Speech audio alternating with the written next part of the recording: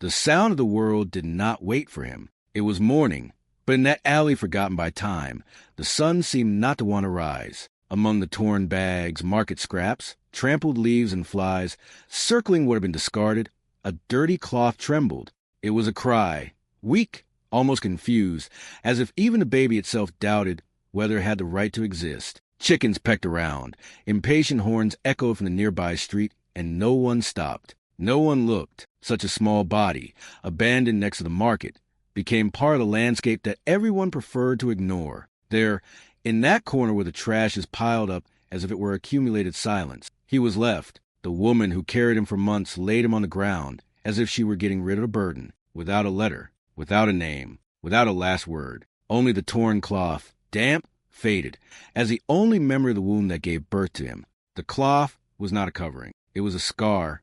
It was a seal. It was a sentence. And yet he cried. He cried like someone who insists on being heard, even when everything around him says, "You shouldn't be here." He cried like someone who, even without knowing what the world is, already knows what rejection is. Time passed him by like a hurried visitor. Morning turned into afternoon, and afternoon almost into night. Footsteps came and went, always dodging, as if fate had warned him, don't get involved. But he remained, fragile, wounded, hungry, and yet alive. Each tear that ran down that tiny face carried the ancestral pain of the unchosen, of those born outside the circle, of those who are rejected before they can even speak. He didn't know it, but he already carried in his veins a fight he didn't ask for. The world, from the first second, told him no. No to the hug. No to the name. No to the place. His first home was the edge of the sidewalk. His first roof, the cloudy sky.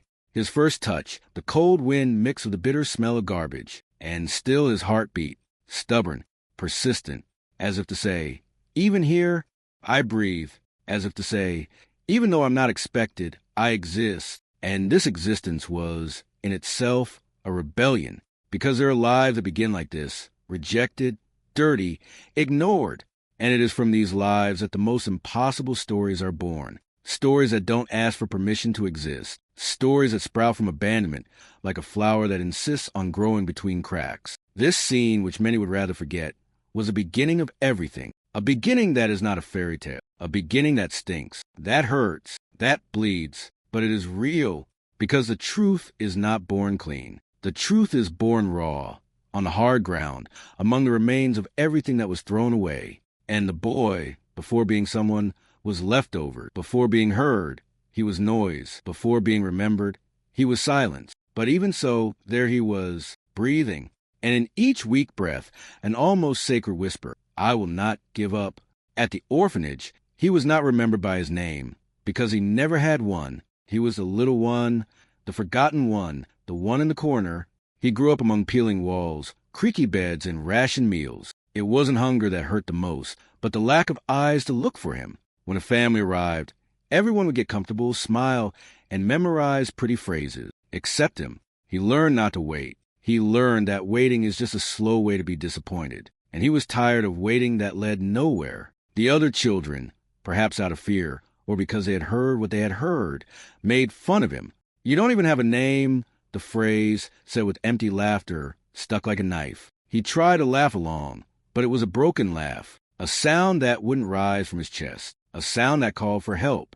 The shame of existing didn't come from anything he'd done, but from the simple fact of being there, year after year, forgotten like a shadow stuck to the wall. And shadows, he knew, only appear when someone turns on a light, but no one turned on anything for him. Not a candle, not a flashlight, not a memory. In the cafeteria, he always sat last. He chose a corner of the room where no one would call him to play. At other children's birthdays, he clapped his hands with dirty silence. When he cried in secret, because he had learned that crying in public only made it worse. His pain was discreet, folded like an old sheet, kept in a corner of his soul. He didn't want to bother anyone or be seen too much. He just wanted to exist with as little noise as possible, like someone who fears being taken away even from the little he has. At night, while the others slept, he stared at the moldy ceiling and wondered if it was possible to truly disappear. Not die, just disappear. Fade slowly, like a puddle after rain. There was an emptiness in his chest that wasn't hunger or cold. It was the absence of meaning. It was a question that echoed, "Why me?" But the answer never came. Silence was his only faithful companion. A thick, almost solid silence that lay down with him and rose with him, never leaving. And so he grew up without a birthday, without a hug, without a story, like a forgotten book on a shelf too high to be reached. Each day was the same as the other. Each night, a repetition of the previous one, until even time seemed to give up on it. But he was still there, breathing, walking, even without direction, even without reason. Because sometimes living is just that, keeping walking even without knowing why. Even when everything inside screams for you to stop. Even when no one, absolutely no one, notices that you are trying. Because there are silences that scream. And he was one of those. He grew up not knowing what it was like to have a home, but he soon learned what it was like to be pushed out of every space. The world didn't offer him doors. It offered walls. High, cold walls, built with short words. You can't, don't come in, go away. With the little he had, a handful of candies bought with coins he found, he went out to sell on the streets. The sidewalk became an improvised store, hope wrapped in paper. But he barely opened his mouth when a lady was already waving a broom. Go away! You're going to scare my customers. There was no hatred in her eyes. There was fear. Fear of someone who has been conditioned to see poverty as a threat and not as a consequence. In the junkyard, where the heat of the metal and the smell of grease seemed less hostile than the people, he tried to offer himself. I can carry it. I can clean it. The man, sweaty and in a hurry, didn't even let him finish. You're bad luck. Get out of here. Bad luck. That was the word that stuck in his chest. A dry word, thrown like a stone. He, who had nothing, now also carried the guilt of being a bad omen. The city, with its cracked sidewalks and hurried glances, seemed to whisper in unison, "You don't belong." And that phrase, repeated in 1,000 ways, became an echo inside him, an echo that would not be silenced. One thirsty day, when the heat was pressing and his throat was scratchy, he went into a simple restaurant, asking only for a glass of water. The reaction was immediate, a scream, an accusation, a hand pulling his arm forcefully. You tried to steal. There was no explanation. There was no listening. There was not even a second of doubt. And he, not knowing how to defend himself, just ran. He ran until the screams were far away, until the eyes that judged him disappeared. He ran with his soul torn apart, not because of the push, but because of the certainty that the world was afraid of him, even when he only asked for water. Afraid of his presence, afraid of his silence. Over time, he learned not to ask for anything anymore. Not water, not help, not a chance. He began to walk like someone who already knows he will be rejected. His body leaned forward, his eyes lowered, his step light, so as not to disturb anyone. Every corner was a reminder that he was not welcome. Every failed attempt left an invisible but deep scar. And the anger, the kind that starts as sadness and turns into fire, grew. It was not an anger that screamed. It was a silent, cold anger, an anger that learns to wait,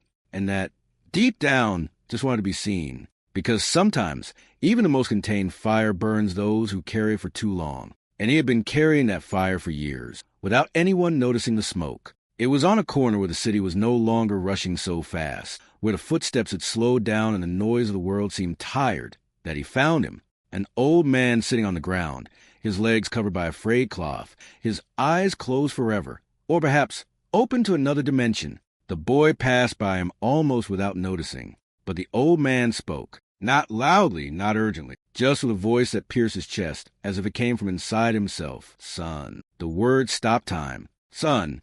No one had ever called him that before. It was a sound that brought weight and shelter at the same time. He turned, suspicious. The old man, with his hands wrinkled like the roots of an ancient baobab tree, held out a broken radio. "Fix it with your heart," he said, as if he already knew he could. He didn't explain how he knew. He didn't ask if he knew. He just trusted. And in that gesture, there was more than an old radio. There was something the boy had never received. Faith. He sat down on the floor next to the old man, not knowing why. Maybe because it was the first gesture that didn't require an explanation. The city, so accustomed to chasing people away, finally offered him a silence that welcomed him. He took the radio in his hand. It was heavy, not because of its size, but because of its memory. There were loose wires, missing buttons, rust around the edges. He put his ear to the casing and heard, not music, not hiss. He heard his own loneliness echoing inside. It was as if a device like him had been left aside, still working on the inside, but forgotten on the outside. As he manipulated the pieces with fingers calloused by absence, he felt a strange peace, not the absence of pain, but the recognition that that pain now served a purpose. The old man smiled without seeing, as if he were feeling what his eyes could not capture. In silence, the boy repaired. In silence, the old man waited. And in that moment, the world seemed less hostile. For the first time, he didn't have to fight to exist. He didn't have to prove himself. He didn't have to hide his pain. Someone saw him, not by the holes in his clothes, not by the dirt on his feet, but by the spark that lingered in his gaze, the spark that said, "You're still alive," and that is already a form of power. It was there on that forgotten sidewalk that he understood. Sometimes all it takes is a non-judgmental look for an entire soul to begin to rebuild itself. Sometimes all it takes is the right word, spoken by someone who has lost everything except their faith, to remind us that existence is, in itself, a miracle, and that those who see beyond their eyes see where the world dares not look. After that day, the boy never looked at trash the same way again. Every piece of rusty metal, every loose wire, every broken gear, everything seemed to speak to him. There was a kind of secret language in what everyone else discarded that only he understood. It was as if the objects also carried a sadness, a story of abandonment, and he knew, deep down in his soul, how to bring them back to life. He didn't just fix machines. He connected forgotten destinies, like someone healing a wound that no one wanted to see. He would set up small sanctuaries of invention in sidewalk corners, using old boxes as workbenches. The blind old man's radio started working again. Then came fans, clocks, flashlights. Each repair was a kind of ritual. His hands, small but firm, seemed to remember what they had never learned. And when he finished, he would always listen, not to the sound of the device, but to the silence that followed, full of meaning. It was as if each restored object said, "I still serve. I still am." It was as if, by touching what was broken, he was also touching himself, as if the pieces gained a soul, and he, finally, a place he called the circuit's paths. He said they were trails drawn from within, places where energy is lost and found again. And there, among improvised welds and loose screws, he began to see himself as a circuit too, a being made of broken but reconnectable points, a body that seemed wrong at first glance, but that held a silent flow of life waiting to be reactivated. He discovered that his pain had rhythm, form, and that it could be translated into things that worked. With each machine that was resurrected, something inside him also aligned, as if the soul were, piece by piece, finding its place. People began to notice, at first with suspicion, then with astonishment. "Is he the one who fixes things?" they would ask, when they saw a lantern that shone again or a radio that whispered old music. But he didn't answer. He just kept going. He didn't want fame. He wanted a role. He didn't seek applause. He sought meaning. And on that small altar of crooked tools and silent faith, what would later be called a gift was born. But for him, it wasn't a miracle. It was memory. It was a way of not forgetting where he came from. Because where most people saw remains, he saw rebirth. Where the world saw a lost boy, life planted a silent creator. And there, amid wires, noises, and metallic sighs, he began to build himself. Not like someone climbing stairs, but like someone turning on lamps in a place that was previously too dark to be inhabited. It was on a day when the sun was cracking the asphalt that the unlikely happened. He was sitting on the sidewalk, as usual, surrounded by wires, improvised tools and scraps that were of no use to others. But there, between a piece of an old spoon and a copper wire torn from a broken microwave, was a drone, a luxury electronic toy, found among bags. Someone had thrown it away because it was damaged, but he didn't see a flaw. He saw a challenge. And when he looked at a challenge, it wasn't with fear, it was with thirst. While he softly whistled a melody that only he seemed to know, his hands fitted the pieces together with ease and precision, like a conductor conducting an orchestra of gears and improvisation. He seemed to be talking to the machine, as if he were asking permission to resurrect it. A curious tourist stopped. He didn't say anything. He just watched. The boy didn't even notice the camera. He was immersed in his ritual, as if he were talking to the spirits of metal and electric current. The propellers turned hesitantly, then firmly. The drone flew, small, shy, but free.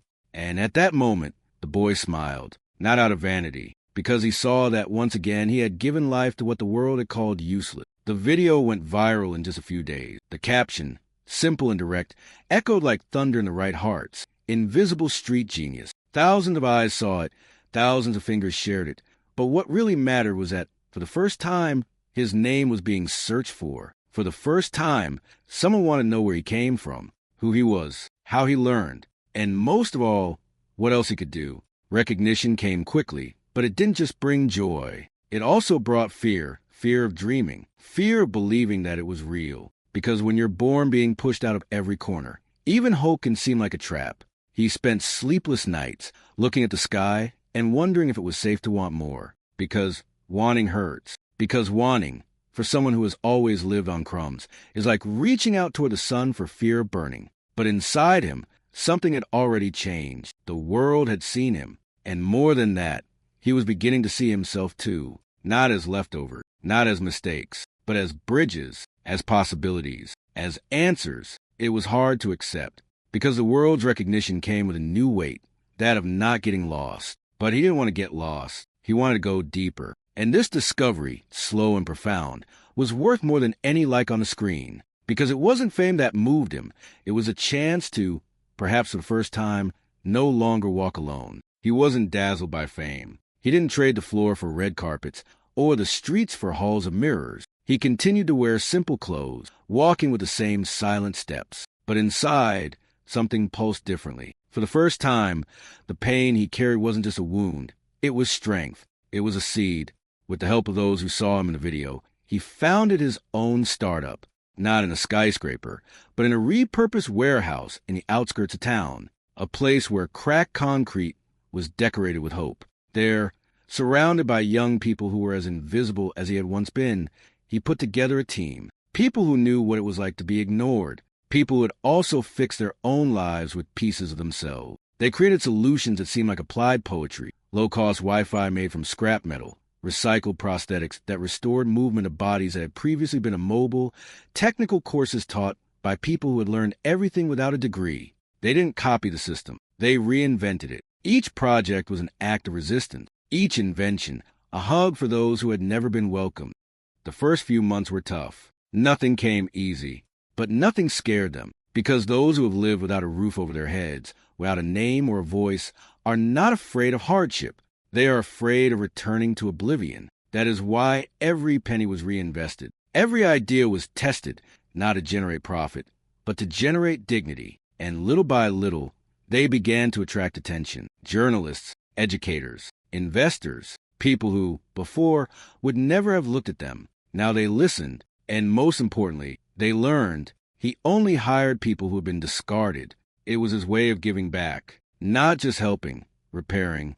The walls of the warehouse weren't covered in expensive painting. They were hand-painted phrases. And among them all, one stood out in large letters. The world didn't want us, so we created our own. This phrase wasn't a provocation. It was a promise. It was a commitment to collective pain, to building a space where no one would ever ask to exist anymore. At technology conferences, his name began to circulate with respect, but he preferred to go home early, eat on the floor with his colleagues, and talk about ideas while looking at the sky. He never forgot the blind old man's radio, nor the cloth in which it was left. Each project carried a bit of those memories, because he knew true innovation is not the kind that impresses. It is the kind that heals. It is the kind that transforms. It is the kind that silently gives name and dignity to what has always been called the rest. And his company was that, a place where the rest became the beginning, where the forgotten became the essential, where every loose thread found its current. The rusty gate was still there, the same creaking, the same groaning. As he pushed it open, he felt the past awaken. The orphanage didn't seem smaller, but he was bigger now, not in stature, but in presence. A truck pulled up behind it, loaded with toys, computers, school supplies, food, and something that couldn't be packed, dignity. He came back not to collect, but to offer, not to show how much he had won, but to remind those who were left behind that it was still possible to start over. The children looked at him, not knowing who he was. Some were suspicious, others were curious. He knelt down, as if he were descending to the level of those who were still waiting, and smiled. A barefoot boy asked, "Are you rich?" He answered quietly, as if he were telling a secret. "Today I am, but only because I discovered what is truly valuable." And then he stood there, among them, teaching them how to assemble computers, opening boxes, explaining patiently, like someone who plants seeds in the same soil that once rejected him. He walked through the corridors that once echoed his loneliness, now leaving footprints of hope. In each room, a new chance. In each surprised face, a reflection of himself. And more than that, a silent promise that no one else would go through what he went through without someone reaching out to help. He brought books, but he also brought time. He brought technology, but he brought listening. And perhaps that was the most revolutionary thing, teaching that listening is also a way of healing. The tired-eyed caregiver, the one who never remembered his name, recognized him. She hesitated. Then she said, without filter, "I thought you were going to die before you were 10. He just nodded. There was no resentment. There was memory. And then she added, in an almost confessional tone, "Today, you pay our salary." There was no vanity in his answer, no words of revenge, just a gesture. He extended his hand to her, as if offering reconciliation rather than revenge. I only came back to rescue those who were still trapped. That day, the orphanage didn't just receive donation. It received a mirror, a reminder that rejection is not a sentence, that abandonment is not the end, that there are seeds that sleep for years until they find the right soil. He didn't bring a story to tell. He brought paths to be followed, because he knew what saves is not the brightness of what we have achieved, but the light we leave on in places where we were once dark. And there, among new toys and old memories, something even greater than success was born, the reunion with one's own origin, now without pain. The room was large, the faces were attentive, the cameras ready. But he didn't seem there to impress. He walked to the center of the stage with the same ease with which he crossed the streets in silence. He dressed simply. He spoke only of the essential. And when he began, he didn't talk about profits or metrics or innovation. He opened his worn backpack and carefully folded out the faded cloth in which he had been left at birth. He held it up with both hands, as if presenting a relic. It wasn't an object. It was a testimony. This was my first blanket. His voice was firm, but heavy with memory. But it didn't keep me warm. It baptized me for the impossible. A thick silence filled the room, not of embarrassment, but of reverence, because there in that stained fold lay the beginning of a life that no one wanted, but that resisted. He didn't need to shout. His story spoke for him. It was a story of all those who were born without applause, without a name, without an inheritance, of all those who were thrown to the margin and still built paths with their own feet.